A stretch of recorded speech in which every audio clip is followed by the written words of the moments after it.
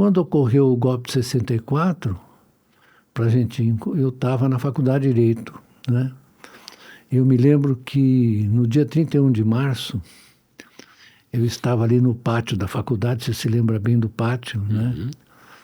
E travei uma discussão assim muito acerba, digamos, acerba. Você gostou? Adorei acerba. Acerba.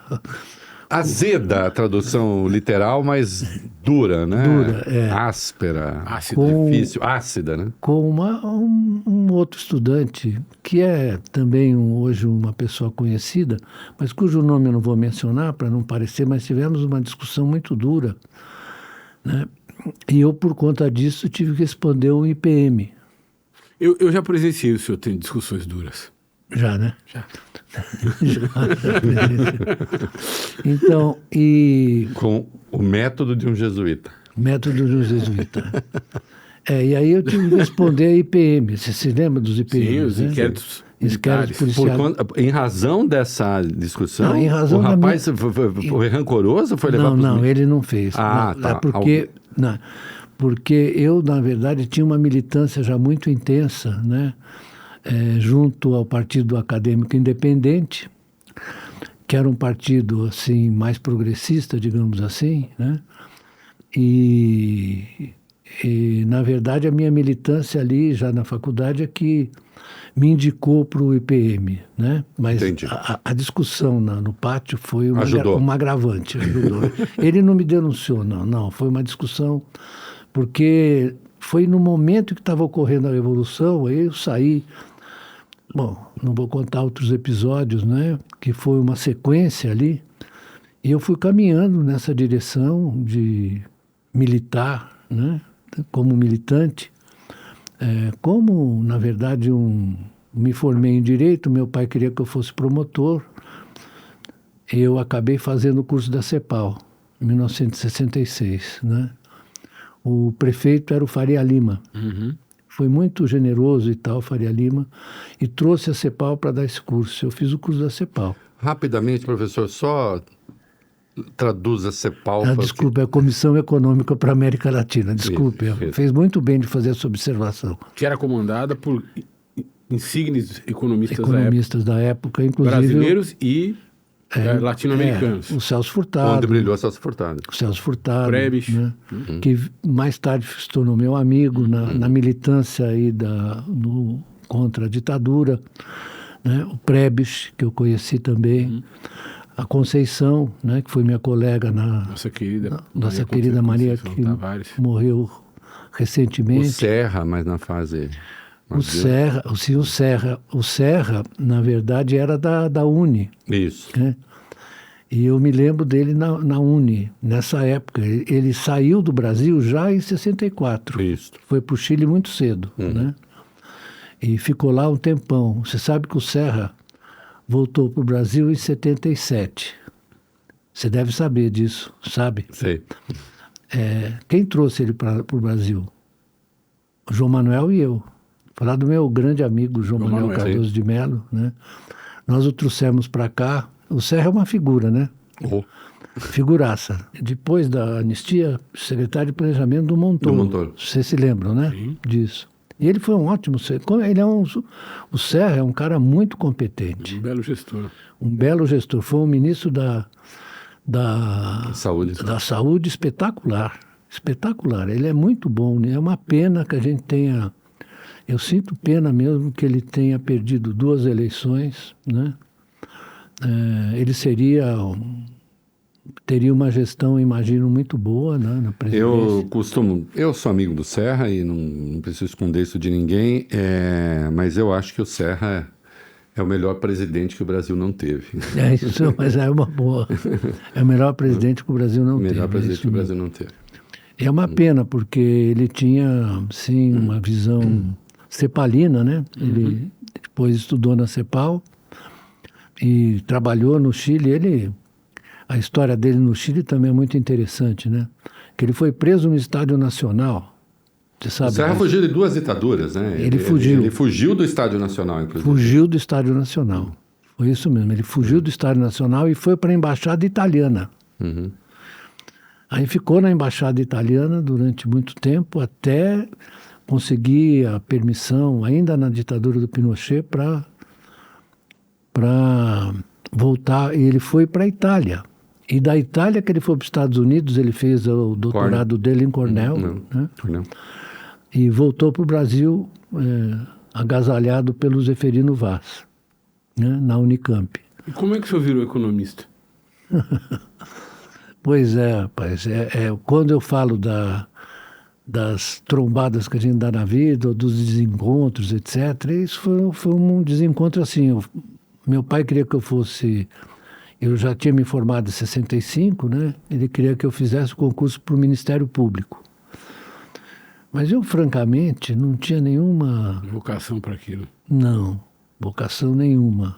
Falei, pai, mas não vai dar. Até minha avó ficou doente, minha avó calabresa, que na verdade tinha um problema de locomoção desde que nasceu meu tio, que também foi promotor, Zé Augusto Beluso, morreu muito cedo.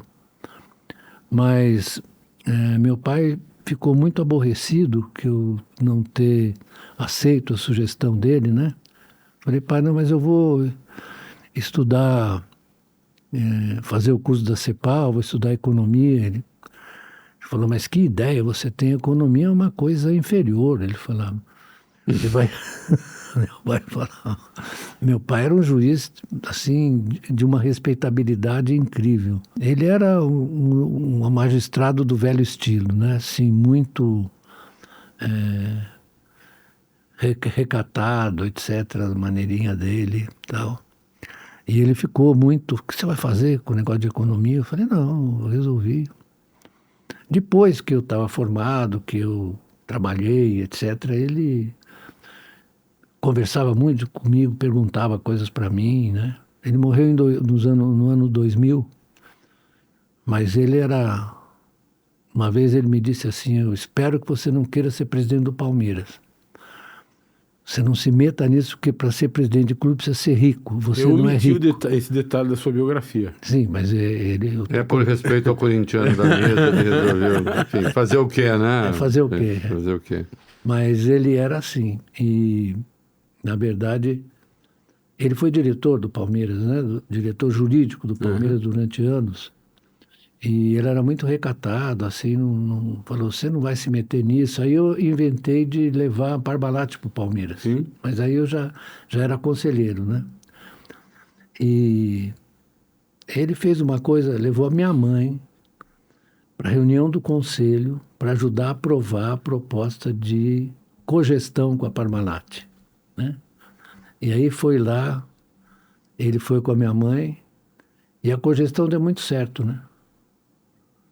Não sei, o Reinaldo ficou me olhando porque os corintianos não devem ter gostado. Não, a gente não gosta desde aquele tempo. Aliás, a gente não gosta desde sempre. A gente não gosta desde a origem. Desde a origem.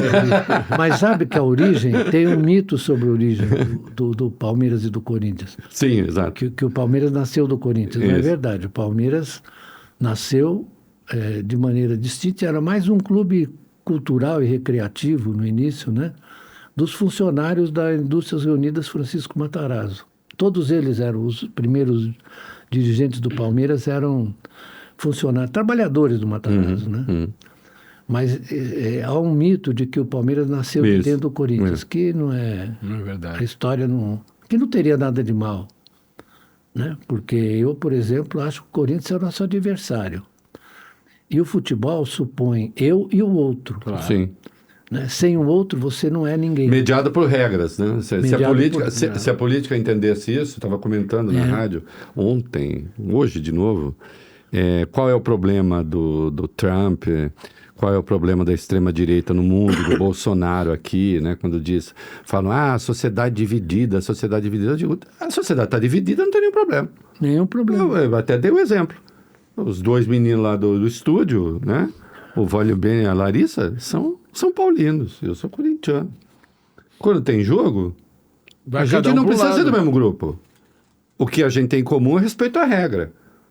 Impedimento é impedimento. O problema da sociedade dividida... Gol é gol. O problema da sociedade dividida é quando uma parte não respeita a regra do jogo. Esse é o problema. Como o Bolsonaro não aceita, como a extrema-direita europeia não aceita, como o Trump não aceita. Claro. Não perdi, mas e aí? Perdi, eu não aceito o resultado.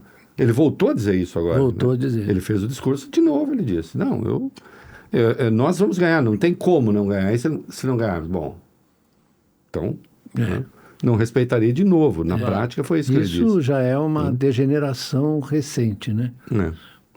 Digamos, porque a direita sempre foi um pouco assim.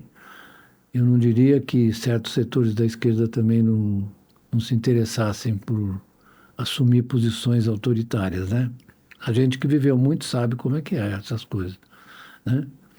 Eu mesmo tenho uma diferença com essas coisas, mas... Eu acho que tem direita disruptiva, esquerda disruptiva. Sim. E nós tivemos um tempo no Brasil, e a gente tem uma esquerda democrática no poder, e houve um tempo que havia direita democrática no Brasil. O problema é que a direita democrática foi engolida pela extrema-direita. Isso, você tocou no ponto. Esse é o ponto. Porque, exatamente, quando as pessoas... Acabou a direita democrática. Acabou, é isso mesmo. Acabou. Eles, na verdade, topam qualquer coisa para evitar que você tenha um governo que pense diferente deles, etc. Mesmo que seja... Veja só o esforço que o nosso Lula está fazendo para compor um governo mais amplo, etc., né? Mas eles não perdem. Você viu a declaração do Flávio Bolsonaro hoje? Dizendo que o pai dele é um mito, eu acho que é um mico, né? Mesmo. O pai dele é um mito e o Lula é um cafajeste, uma coisa assim. O Flávio Bolsonaro, o cara da rachadinha, vai falar um negócio desse. Espera um pouco, né? Vamos devagar com a luz. Claro. Ô, professor, você sabe que eu tenho tido hábito nos últimos 2 anos. Todo dia de manhã eu leio a Constituição. A nossa Constituição, de 88. E eu tenho inventado coisas tenebrosas, ou melhor, engenhosas, lendo a Constituição. Todo dia eu descubro uma coisa nova na Constituição. Há mensagens na Constituição secretas que só você está conseguindo interpretar e são verdadeiras. Estavam ali. Não, você sabe o que é interessante, Rei? Em estado seminal. O que é interessante é que, à luz dos problemas, a leitura da Constituição nos leva a conhecimentos novos, à luz dos novos problemas.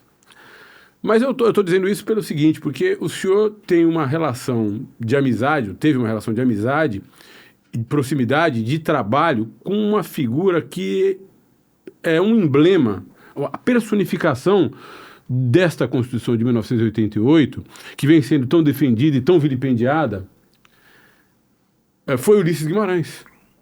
Conta um pouquinho para a gente da sua relação com o Dr. Ulisses. Bom, minha relação com o Dr. Ulisses começa em começo dos anos 70. Aquele que foi velho, mas não velhaco. Velho, mas não velhaco. Velho, mas não velhaco. A resposta para o Collor. Sensacional, desculpa. Começou no início dos anos 70, né, quando ele acabou assumindo a direção do MDB, né, como ele diz, o PMDB. PMDB. Né? E aí ele, numa reunião no SEBRAP, né, em que estavam o Fernando Henrique, eu acho que até o Celso Furtado estava, ele pediu para nós, olha, eu gostaria de escrever um projeto de governo do PMDB. E o primeiro que foi escrito com o João Manuel, eu era a figura menor ali, era o João Manuel, o Luciano Coutinho e eu, escrevemos o Constituinte com anistia. Vocês se lembram disso? Sim. Então aí começou a nossa convivência com ele, a nossa participação dentro dele. Ele fazia reuniões na casa dele todos os domingos à noite. Quase todos, mas na maioria das vezes os domingos eram preenchidos à noite com as reuniões na casa do Ulisses. Então ainda é MDB, né? Porque o PMDB depois foi a reforma que quiseram obrigar a botar partido, isso, né? Isso. Ainda era o MDB. Bom, eu posso contar uma série de episódios interessantes, né, da minha convivência com ele. E a gente almoçava junto, comentava muito, e ele ia para Brasília, às vezes eu ia com ele também, a gente fazia reuniões ali, porque o MDB era um partido multifacetado, né? Já. Muito multifacetado. Então você tinha convivência com gente muito diferente, né? Com gente boa, muito boa em geral, mas ele coordenava sempre e ele tinha essa qualidade, né? Que é o respeito pelos outros, né? Ele, na verdade, acolhia todo mundo. Tinha gente, às vezes, que fazia algumas manifestações que ele não gostava, mas ele... Tanto que ele manteve a unidade do partido ali, né? E caminhamos para os anos 80, né? Culminando com a campanha das diretas. Aí na campanha das diretas eu tenho histórias incríveis, né? Porque ele fez uma reunião na casa dele, né? Isso é 84. Isso. 84, ele faz uma reunião na casa dele, e então ele designa o Barbosa Lima Sobrinho para falar com o Brizola, porque o Brizola estava ali, estava na dele, estava ali no Rio de Janeiro, né? Mas um pouco distante do MDB, então ele designou... Você sabia disso, não? Não, sabia. Então deixa eu contar a história, porque isso é interessante. Ele designou o Barbosa Lima Sobrinho e designou o Mino Carta para falar com o Lula, né? Esse foi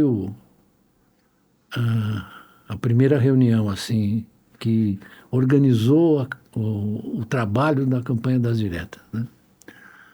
E na reunião de volta, o Barbosa, que era já um senhor, mas muito ativo, né?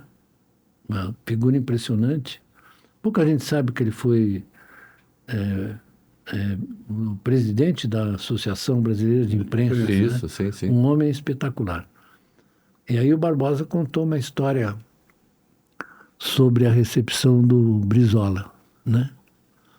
Diz que o Barbosa ameaçou começar a falar, porque o Brizola já sabia do que ele ia falar, certamente, né? E o Brizola tomou a palavra e falou: Barbosa, com aquele sotaque gaúcho, quero lhe contar uma história de uma boiada. Aí começou a contar a história da boiada por 45 minutos. Disso foi o Barbosa que contou. 45 minutos a história da boiada. Aí o Barbosa, que era amigo do Brizola, falou: Brizola, vou dizer uma coisa para você. Pega a sua boiada. E falou um palavrão. Um palavrão, né? Aí ficou aquela incerteza se o Brizola iria ou não participar dos comícios, etc. Acabou participando, veio aqui nos comícios, foi nos comícios, etc. Né? E o Lula cedeu na hora. O Mino foi lá, conversou com ele, o Lula topou na hora. Né? Então, nós íamos todos caminhando com o Ulisses para os lugares, por exemplo, em Pernambuco, né? Você sabe quem era vivo ainda? Legal. Gilberto Freire. Gilberto Freire, claro. Nós tivemos uma conversa enorme com o Gilberto Freire, né? Ali no Instituto, que era dirigido por um outro membro do MDB, que era um cara muito interessante, muito bom. E nós tivemos uma conversa muito longa com o Gilberto Freire. E nessa reunião tem um outro episódio muito, muito engraçado, que é com o Tancredo Neves. O Tancredo estava sentado na mesa assim com o Ulisses, né? Então, o Tancredo, Ulisses, estava o governador de Pernambuco, que era o que morreu depois no desastre. O Marcos Freire. Marcos Freire. Marcos Freire. Bem lembrado. Ainda bem que você é mais jovem, isso mesmo. Era o Marcos Freire. É. Sim. E o Tancredo sentado ali na cabeça da mesa, né? E começa aquela conversa assim, e coisa vai, coisa vem, discussão de política, né? E o Tancredo levanta da mesa, assim, eu estava encostado, assim, no batente da porta. Batente da porta, da porta do banheiro, né? Aí o Tancredo passa por mim, pega no meu braço, ele pegava no braço. Fala assim, que coisa cacete, não?